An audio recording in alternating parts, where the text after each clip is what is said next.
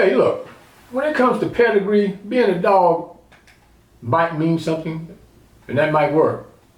But people, troops, teams, listen up. Today, we're talking about that single word, pedigree. That word gets thrown around like it's a golden ticket of some sort, man. I mean, born into the right family, raised with money, went to the right schools. Hey, knew the right people, had the right last name. Hooah! And somewhere along the way, society decides that pedigree equals potential. Look, what? Look, let me be very, very clear today, high speed. When it comes to your success and achievements, pedigree means nothing unless you barking. Now, don't misunderstand me. Those things can help.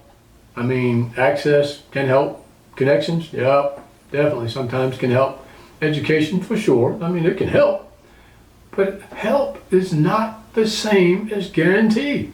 Because when it comes right down to it, when organizations are deciding on who stays, who leads, who gets trusted, and who produces, they could care less about, they care about one thing. Can you perform?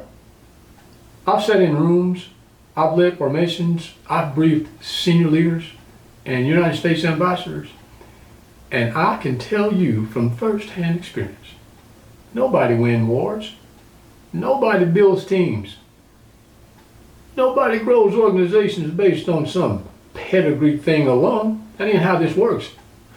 They win based on results. Let me take you back for a moment. I was told more than once that I would never be an Army officer. Not because I lacked desire, not because I lacked work ethic, but because, according to them, I didn't have the right pedigree. I didn't have the right educational background they expected.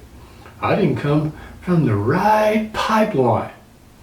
I didn't check the boxes they thought that actually mattered. And they were confident, I mean very confident, I would not ever become an officer. But here's the part. Oh boy, here's the part they missed. I didn't lower my standards to meet their expectations. I raised my effort to meet my potential. And not only did I become an officer, I retired as a very senior officer. I was starting out as an enlisted guy in EU1. Not because of pedigree, but because I put in the work, Jack.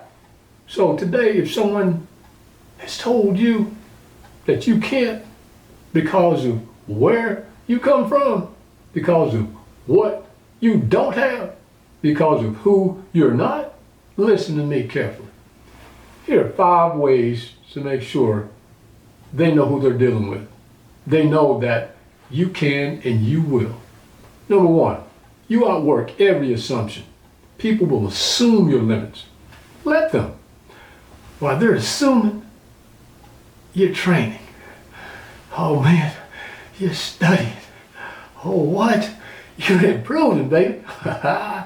And you're producing. Hard work is the great equalizer. Believe me when I tell you this. It doesn't care where you come from. Number 2, be indisputably valuable. Pedigree, yeah, it's loud. Value is undeniable. When you solve problems, hit deadlines, and make things better, nobody asks where you went to school. They ask, how'd you do that? Can you do it again? Number 3, let discipline replace privilege.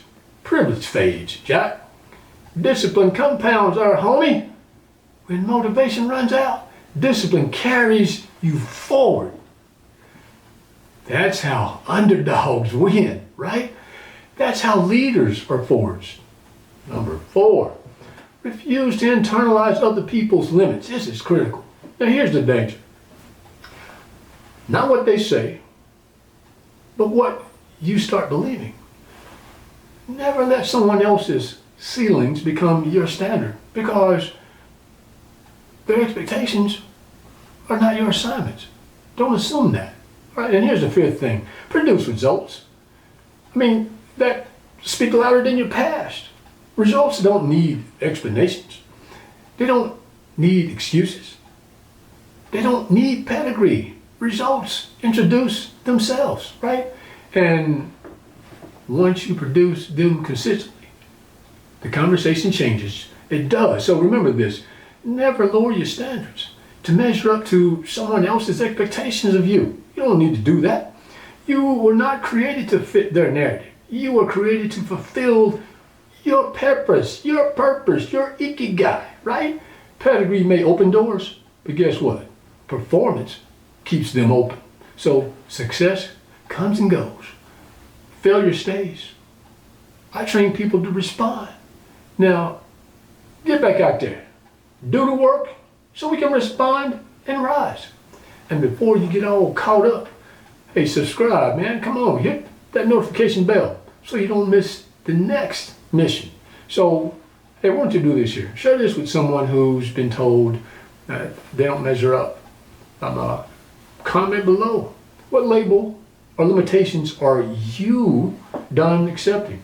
And you can always, reach out, and if you want to dig a little bit deeper, learn a little bit more about who we are and what we do at America's Failure Command, get my books. Links are below.